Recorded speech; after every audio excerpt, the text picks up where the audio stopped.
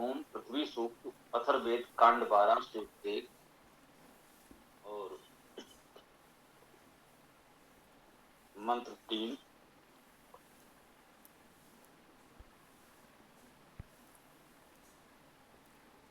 ओम यस्याम समुद्रा उत सिंधुवापः यस्याम अन्नम कष्टया संबभूवु यस्याम इदं जिन्वति प्राणान एजत् सा नः भूमि पूरुपेये दधातु।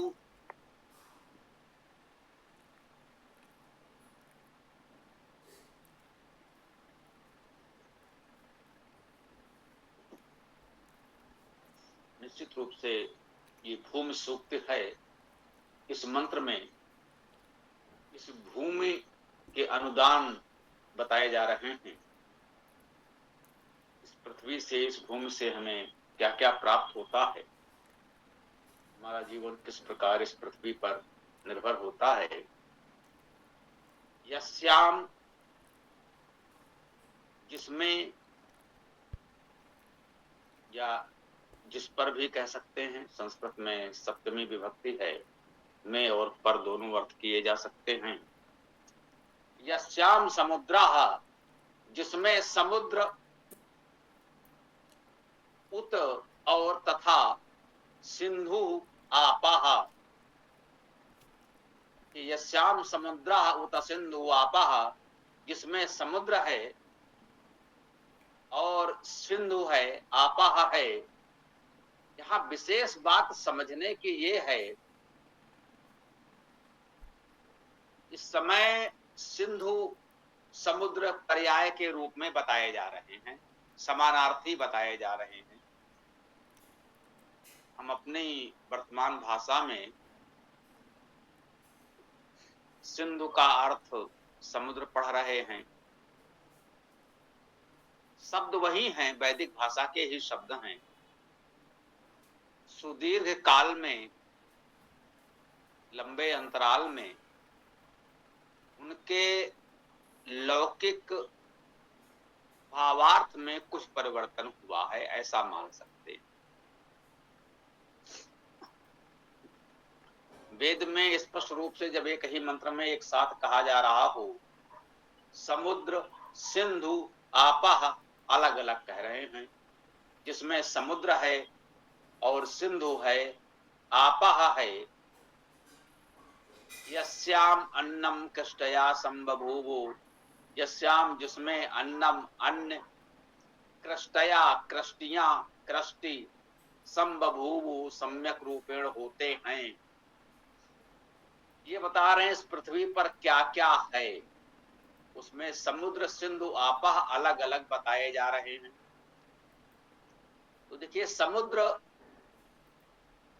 समुद्र सम्यक रूपेण जल का भंडार जो है वो समुद्र है।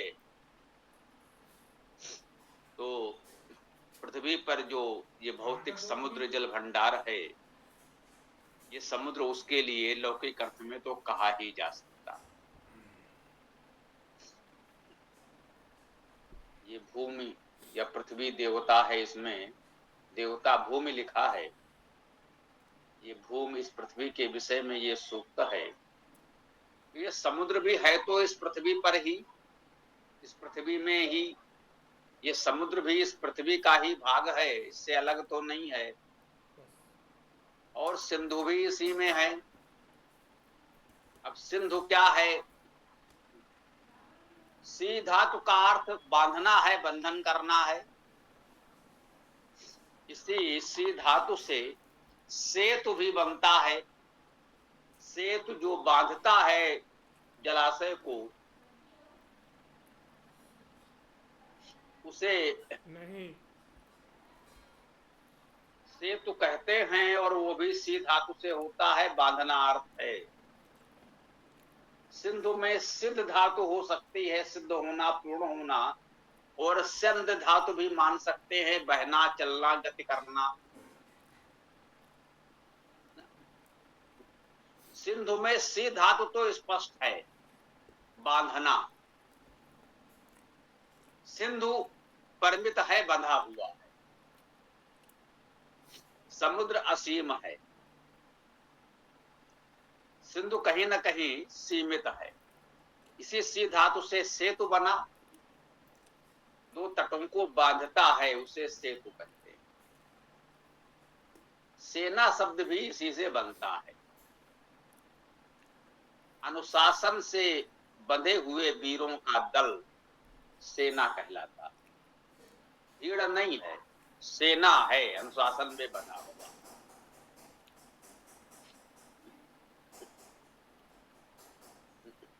और संध धातु का अर्थ है बहना, चलना, गति करना, प्रवाहित होना। तो सिंधु का अर्थ नदी भी किया जाता है। इस अर्थ में सिंधु बंधा हुआ है, दो तटों के बीच बहता हुआ जल प्रवाह सिंधु है। इस रूप में सिंधु का भावार्थ नदी किया जाता है। वेद में सिंधु शब्द नदी के लिए अधिक माना गया है भावार्थ के। शाब्दिक अर्थ के रूप में तो बंधन, प्रवाह आदि आप कर ही सकते हैं। इन सब को मिलाकर नदी को सिंधु माना गया, जिसमें दो तटों के बीच में बंधा हुआ जो प्रवाह चल रहा है वो प्रवाह भी है और दो तटों के बीच बंधा हुआ भी है, उसे सिंधु कहते हैं, जिसे हम नदी भी कहते हैं। इसी रूप में सप्त सिंधवा जैसे शब्द आए, सात प्रवाहों का समाहार सप्त सिंधु।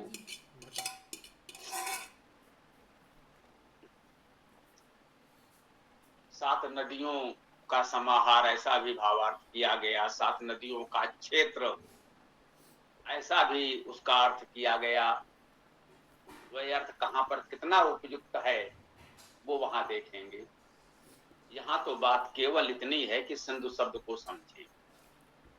तो समुद्र तो स्पष्ट रूप से समझ लिया।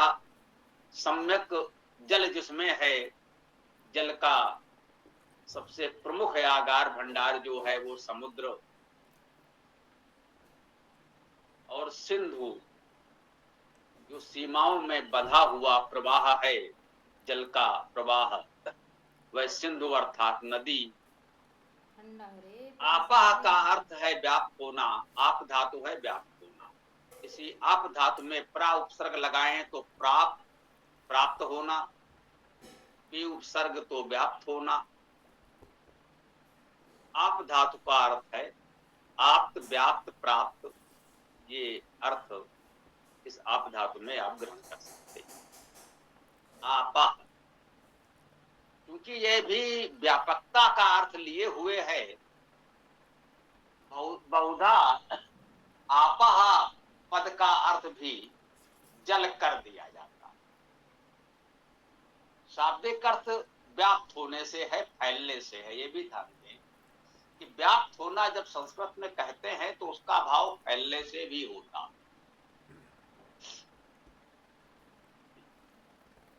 जो फैला हुआ है, दूर दूर तक विस्तृत है, व्यापक है, उसी को हम लोग कहते हैं फैलाव या व्याप्त होना। आपा, तो जिसमें समुद्र और सिंधु व्यापक हैं। इस पृथ्वी पर ही समुद्र हैं, सिंधु हैं, नदियां हैं, दूर दूर तक फैला हुआ ये जल प्रवाह है, जिस रूप में भी है तो इसी पृथ्वी पर ही, इस पृथ्वी का अंग ही है। जल से जीवन है, ये महत्वपूर्ण बात को ध्यान में रखते हुए मंत्र में सबसे पहले जल का उल्लेख किया गया। समुद्र के रूप में भी, सिंधु के रूप में भी, आपा एक सामान्य कह सकते हैं जल के रूप में भी व्याप्त होने वाला, फैलने वाला जल है, उसको कहा गया कि ये जल समुद्र के रूप में, नदियों के रूप में इस पृथ्वी पर हमारे लिए उपलब्ध है, जो जीवन का आधार है। और कहा यस्याम अन्नम कृष्टया संबभूवु, यस्याम जिसमें अन्नम अन्न, अन्न क्या है? अन्न धातु का अर्थ प्राण होना, तो अन्न का अर्थ जीवन, जीवित भी हो सकता है। अध धातु का अर्थ है खाना, अन्न का अर्थ है जो कुछ खाया जाए वो अन्न।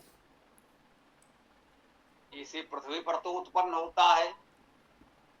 हमारे जीवन के लिए आधार है, जल चाहिए,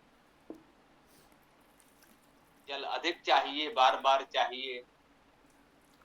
अन्न भी चाहिए, जल के पश्चात अन्न की बात की गई। जल मिल गया जीवन रक्षण के लिए, तो अब जीवन को सुदृढ़ करने के लिए अन्न भी चाहिए। यस्याम अन्यम कृष्टया संबभूवो, कृष्टया शब्द भी महत्वपूर्ण है, समझना है। कृष धातु है, इसका अर्थ है खींचना, कर्षण करना। कृष धातु से कर्षण शब्द,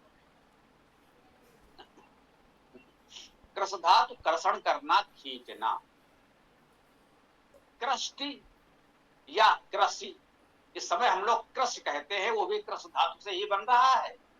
कृष धातु से कृषि बना। वेद में सामान्यता इस अर्थ में कृष्टि का प्रयोग हुआ है, कृषि नहीं। कृष्ट शब्द का प्रयोग बहुधा हमें मिल रहा है। कृषि भी मिल सकता है, कृष धातु है, कृष भी बन सकता है, कृष्ट भी बन सकता है। तो वेद में सामान्यता कृष्ट शब्द का प्रयोग हमको मिलता है उसी अर्थ में, जैसे इस समय कृष कहते हैं। अब इसे कृष क्यों कहते हैं? कृष का आधार ही है हल चलाना, खींचना, हल खींचना। हल चलाकर, हल को खींचकर ही जमीन को, भूमि को हम उपज के लिए तैयार करते हैं। तो इस कार्य में प्रमुख और प्रथम कार्य था हल को खींचना, कर्षण करना,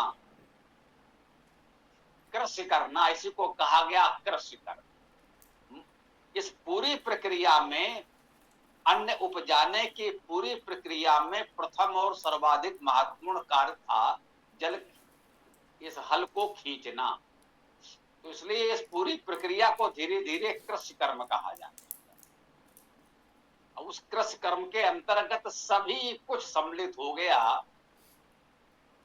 उसकी देखभाल करना, निराई गुड़ाई करना, खाद पानी देना, सब उसी कृषि कर्म में सम्मिलित हो गया।